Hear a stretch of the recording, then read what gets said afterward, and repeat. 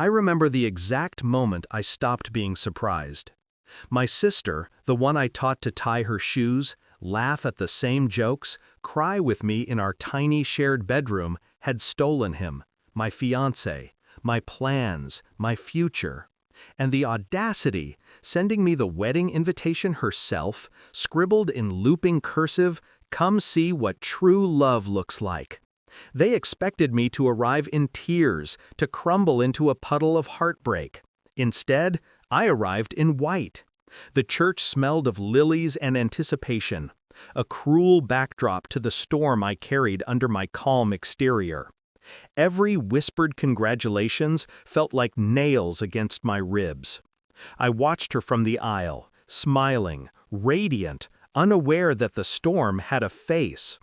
She had assumed my grief. She didn't know grief wasn't mine anymore. Calculated justice was. It had started months ago, subtly. Late texts, secretive phone calls, a lingering look that didn't meet mine. At first, I blamed myself. Did I see it too late? But the truth hit harder than any self-doubt could. Screenshots, confessions tucked in careless messages, patterns I hadn't wanted to see. My heart broke, yes, but quietly, internally. Outside, I smiled, I nodded, I listened. I planned. Revenge requires patience. The first step was observation. Every weakness of theirs catalogued, every arrogance noted. I didn't need rage, I needed precision. I learned their habits, their schedules, their blind spots. I traced the money, the invitations, the very rings they exchanged in secret.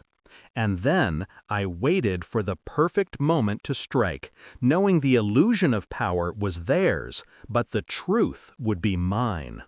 I became a ghost in their lives, unseen, unremarkable, but everywhere. Every connection, every mutual friend, every small trust they leaned on, I held the keys. Slowly, I constructed a plan as intricate as any fine art, combining legal leverage, social influence, and psychological pressure. Nothing was accidental.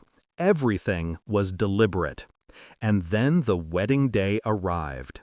They were sure of themselves, smug in their victory. My sister glanced at me, expecting tears. I gave her none. I walked down the aisle like a queen reclaiming her throne, the soft fabric of my dress whispering with each step. He looked at me, shocked, his mouth opening, closing, searching for the words I had already prepared in silence. When the priest asked, "Does anyone object?" the church held its collective breath.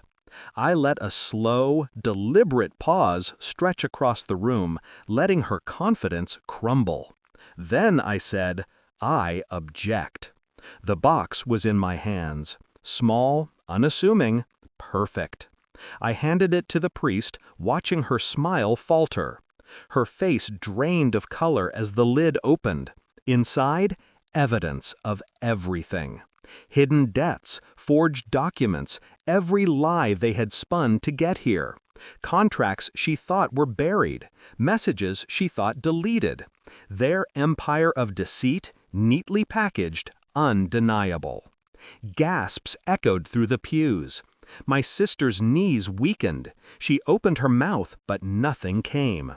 He reached for her hand, and I saw hesitation in his eyes, the first crack in their flawless facade. I didn't say a word. Silence spoke louder than any accusations I could utter. It wasn't just the shock, it was the realization that everything she had built on betrayal had been undone with a single, quiet gesture. The power shifted, palpable, like electricity in the air. They had laughed at my supposed fragility. Now they were exposed, naked in their deceit. I stepped back.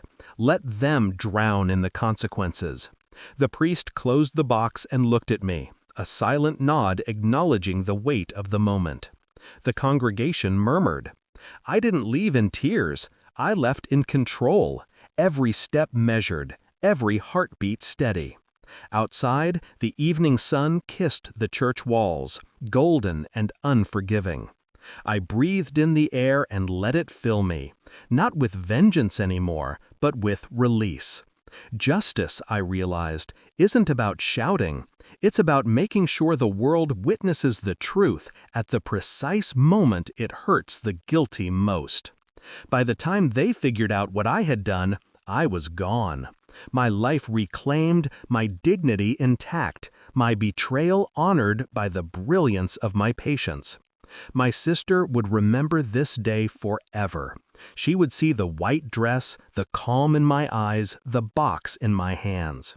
She would feel in every pulse of her blood that she had lost not only him, but the power she thought she had stolen. And I finally allowed myself to smile. Because revenge, when done right, doesn't need anger. It only needs patience, precision, and the courage to show up when the world expects you to break, and instead, rise.